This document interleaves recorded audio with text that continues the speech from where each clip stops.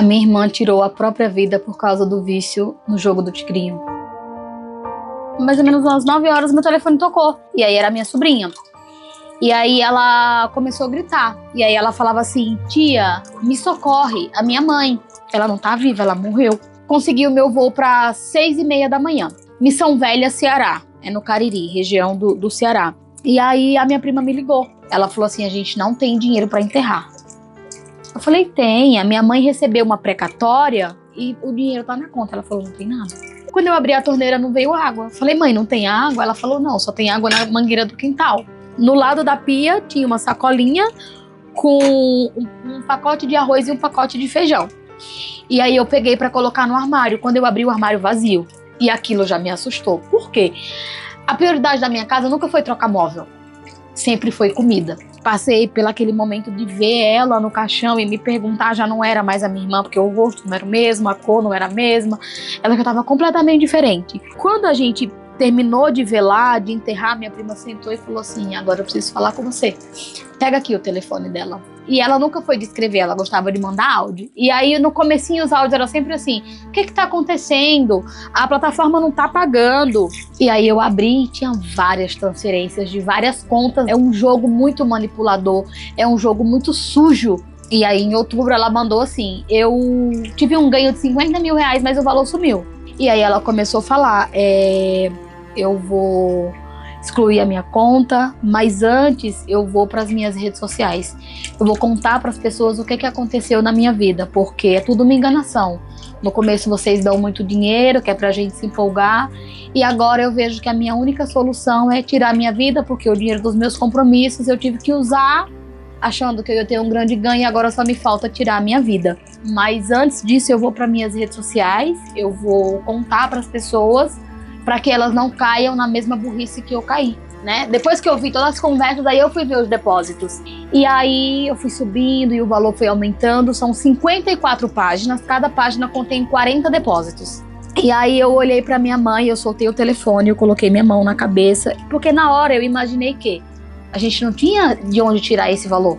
Então a única coisa que restava era a nossa casa. E aí a minha mãe falou: o que foi? Eu falei: mãe, ela vendeu nossa casa. Foram 9 pessoas que fizeram o empréstimo. A minha mãe deve mais de 600 mil reais. Ela mesma, eu não sei quanto ela deve, porque eu não cheguei a ter acesso aos bancos dela. A minha mãe entendeu que ela tinha que ser forte, porque tem 3 crianças. Ela deixou um menino de 7 anos que até hoje tem problemas emocionais e mentais. Ele ficou bem traumatizado. Ele entrou em casa, pegou um pacote de bolacha, uma garrafinha de água, foi para a igreja, assistiu à missa, depois foi para o cemitério. E a minha mãe tinha costume de todo final de semana ela ir e levava ele com ela. Então ele aprendeu o caminho do túmulo. E aí ele deitou lá no túmulo, pegou a água, pegou a bolacha e começou a conversar com ela. Tinha mais ou menos uns 15, 20 dias que ela tinha morrido. E aí ele falava assim: mamãe, eu vim trazer água e bolacha, porque já tem muito dia que a senhora não vai em casa, eu acho que a senhora tá com fome e com sede. E aí o pessoal começaram a ver ele, e foi chegando todo mundo e ficando em volta. E ele lá, deitadinho, sol quente, e ele conversando. Mamãe não vai voltar pra casa, não? Eu vou deixar a água aqui, mas na hora que mamãe quiser ir, mamãe pode ir, viu? Uma pessoa, uma mãe, que tem 3 filhos sem pai, chegar ao ponto de tirar a vida, você vê que a pessoa ela não tem sanidade nenhuma. Então julgar uma atitude dessa é desumano, porque mãe nenhuma quer o sofrimento do filho, sabe? Eu acho que em algum momento ela queria aliviar a pressão psicológica devido a tanta dívida, devido a tanta conta, porque eu entendia o que os jogos faziam, tanto que eu já tinha recebido várias propostas, porque eu tinha um número significativo de seguidor. Eu entendia que para mim ganhar alguma coisa, alguém tinha que perder. E que era frustrante para as pessoas caírem nessa cilada. Então, quando eu descobri que era sobre os jogos, aí o meu julgamento acabou. Porque eu passei a entender que já não era mais a minha irmã que estava agindo, que era um vício. E eu fiz a primeira live, essa live bateu 18 mil pessoas. E aí eu criei o primeiro grupo do WhatsApp. E nesse primeiro grupo bateu 800 pessoas no primeiro dia.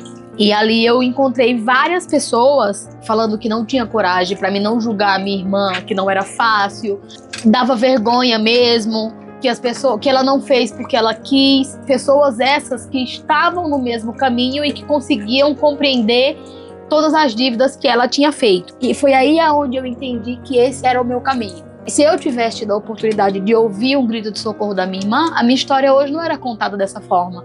Eu poderia estar contando sobre o jogo, mas sobre a minha irmã que eu consegui salvar. Hoje a gente tem 21 grupos, a gente soma quase 10 mil pessoas. A minha irmã me deixou essa missão. Cada família que eu encontro, que eu entrego a verdade do que está acontecendo, eu sinto que eu salvei uma Ângela e uma família, sabe? Eu sinto que uma família não vai passar por tudo que eu passei, pela frustração de descobrir do nada. Porque eles têm vergonha de falar, eles não falam com a família. Muita gente também critica, julga. Tem aquele famoso jogou porque quis, o influenciador não foi na sua casa obrigar.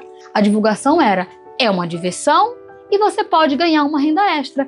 Então, para uma mãe de 5 filhos, que mora numa casa de 2 cômodos e tem um telefone e vê uma coisa dessa, quem que não quer pagando tão caro para alimentar básico como a gente paga? E a recaída deles é a maior frustração, porque às vezes eles estão 3, 4, 5, 10 dias sem jogar, eles abrem o telefone, tá lá um influenciador mostrando um grande ganho, um carro novo que comprou, uma viagem que vai fazer e que foi o jogo que pagou.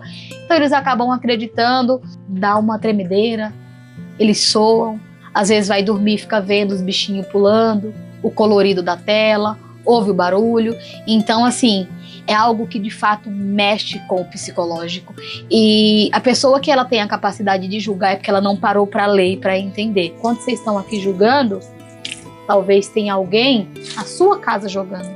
E por ver como que você age na rede social, tem medo de pedir socorro. E eu esperava daquela CPI, não que acabasse, porque por mim acabaria hoje, mas é algo que eu acho que nunca mais acaba.